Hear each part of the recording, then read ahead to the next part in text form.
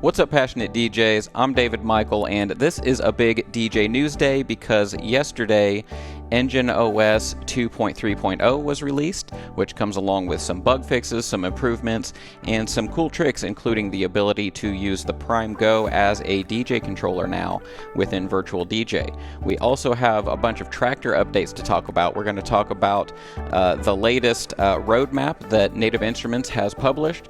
We're going to talk about what's happening with Traktor now and what's going to be happening in the not too distant future.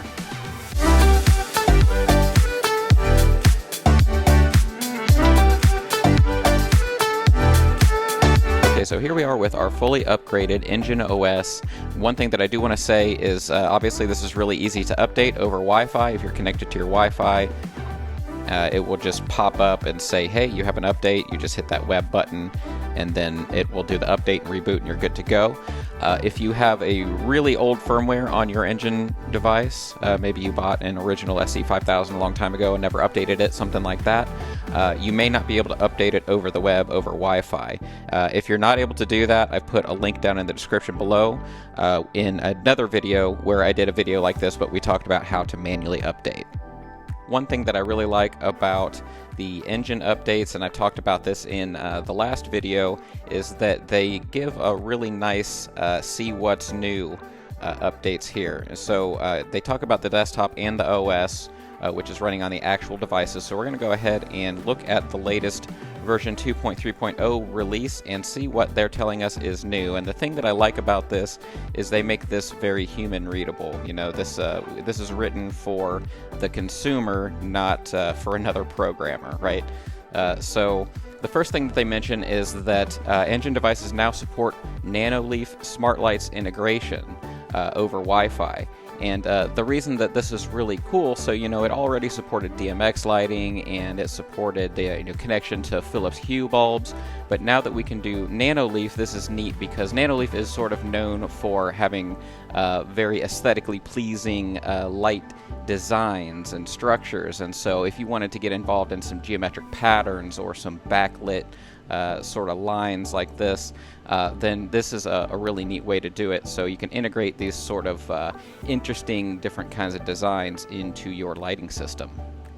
Another thing I really like, this is a simple update, but it is much welcomed. If you look up here, you'll notice that Quantize is now a touchable icon up on the toolbar. So rather than having to pull down the control center and hit the big Q like you could still do that, but now you can just tap this little Q up at the top and it'll turn green, indicating that your Quantize function is turned on. Now the next thing it says is that the beat jump size and the auto loop size can now be adjusted independently. So before these were adjusted using the same control at the same time. Now if you want to adjust the beat jump size, all you have to do is hold shift and press the beat jump back or forward button to decrease or increase the size respectively. And finally, this made a lot of sense. I'm glad to see that they added this. They added computer mode and support for Virtual DJ for the PRIME Go, meaning that you can use the Denon PRIME Go as a DJ controller for Virtual DJ. I'm really glad to see that. That makes a whole lot of sense. Unfortunately, I did not see a similar announcement for the Mixstream Pro. That would also make a whole lot of sense, so I hope to see that come to the Numark as well, but really nice to see that you can use the PRIME Go pretty much in any way that you want. Now, in addition to the new features, they also added some bug fixes and some improvements. So they improved the key detection accuracy when the track is being analyzed. One nice thing, some quality of life improvements. So the last selected playlist is now recalled when you switch between drive sources. So before, when you would switch drive sources, it would just kind of start over from the top of the hierarchy, which could be frustrating. Now it will go to the last thing you had selected, which is a huge improvement.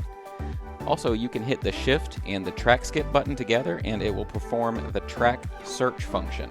They claim to have somehow improved the stability of Wi-Fi, and they also fixed an issue where if you had a file name of a song that was way too long or the characters weren't recognized by the player, it would just show up as missing if you had a FAT32 formatted drive.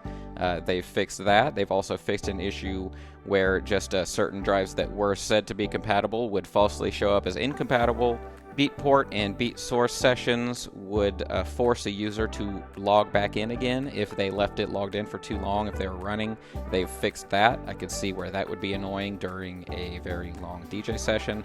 I can't say this is something that I've run into myself. I have been using Beatport Link. However, I haven't run like an 8-hour DJ set using that streaming service. I have, however, left it logged into Beatport Source and walked away from an SC6000 for a while, and it did eventually just kind of go non-responsive after me not using it for overnight. I don't really see any scenario where you'd actually do that, but it's just something worth noting. They also fixed an issue where the load to deck dialog would show up when you plugged in an LC6000 to the other players, and this is something that I did run into and I found very confusing. I thought that this was by design, and I couldn't figure out what I wasn't understanding about this dialog popping up. It's just a mistake, so they fixed that.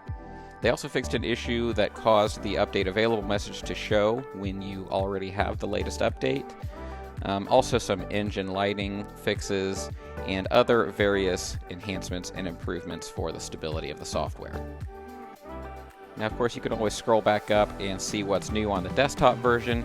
Usually not as much going on here, stuff that kind of corresponds with the fixes that they made in the OS, but they did add a new preference option.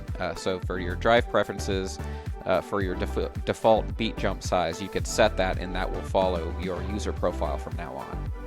I also highly recommend checking through these improvements and fixes. I'll just point out a couple of quick ones. They improved the key detection once again in the software. They improved the export times for large libraries.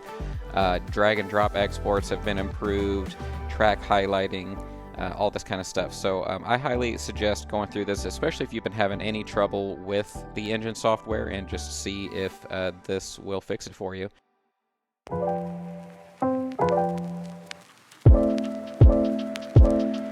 Alright, so with our Engine OS updates out of the way, let's go ahead and move on to Traktor Pro 3. So last week, Native Instruments dropped Traktor version 3.6, and they've now begun adding subscription features via Traktor Pro Plus. So real quick, Traktor Pro Plus is an add-on subscription for $4.99 a month. Native Instruments describes this kind of like an early access program where subscribers are the first ones to use new technologies and updates as they get added to the software. But if there's a plan or a timeline for moving these features into the main software suite, I haven't heard of it. So it remains to be seen what will be forever locked behind a subscription paywall and what won't. But let's go ahead and take a look at these first new add-ons. The most noteworthy addition to Traktor 3.6 is the pattern player. Now, this is a new type of effects unit, meaning that it slots right in with the rest of your normal effects, and it allows you to trigger samples in time with your music decks.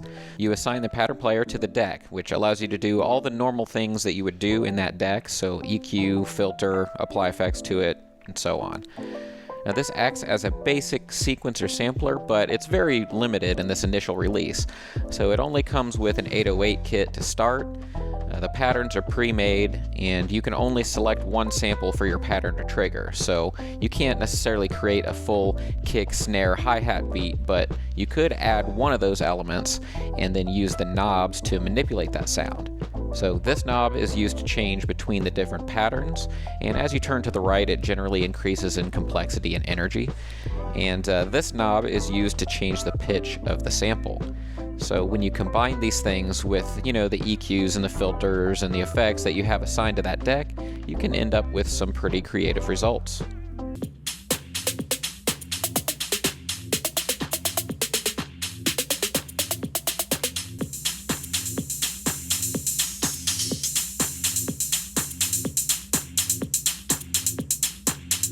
You even have a ducking sidechain effect, where your sample will push down the volume of the other track.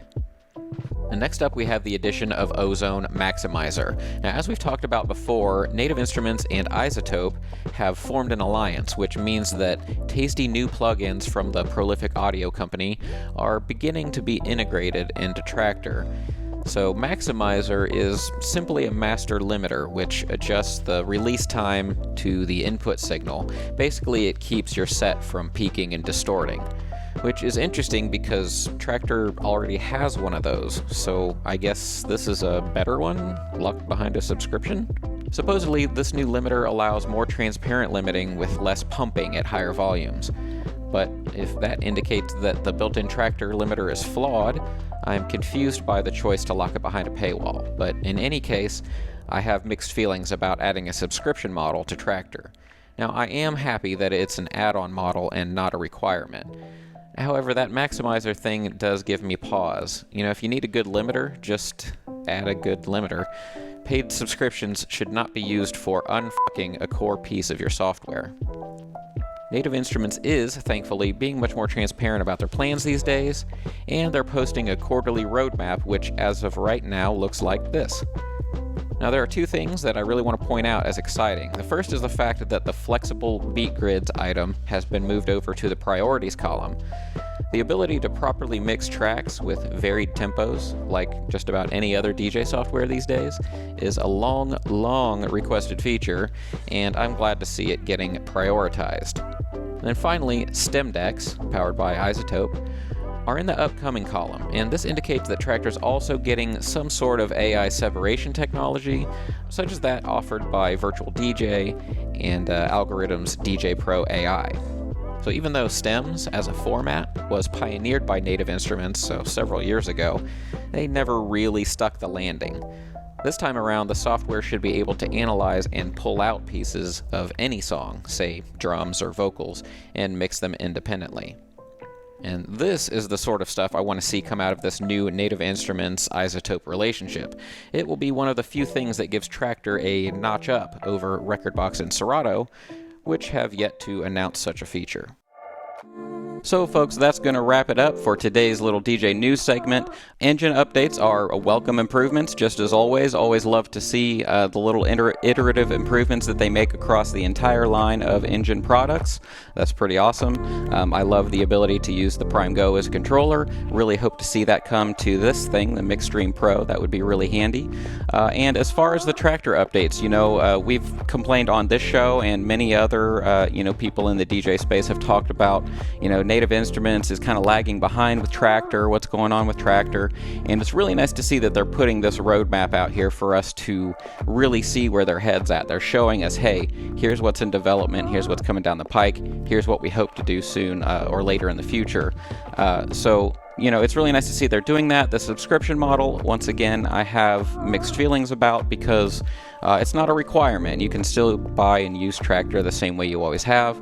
It's Traktor Plus. It's an additive bonus, but it kind of weirds me out when they're charging a premium for something like a maximizer plugin, which seems like it should just be something that Traktor is doing, not that you would charge a premium for some DJs to have access to and not others. I find that a little bit weird, but that's one update coming in a slew of many. So hopefully we see some really cool stuff for Traktor coming soon, and also some enhancements to that pattern sequencer effect, because it would be cool to really get in there and be able to customize that and get fancy with it. Though I realize they need to make them compatible across many different controllers like this S8, the S4, the S3, and so on, which is probably why they implemented it into the effect slots. So with all that said, I think that covers our DJ news for today. Thank you so much.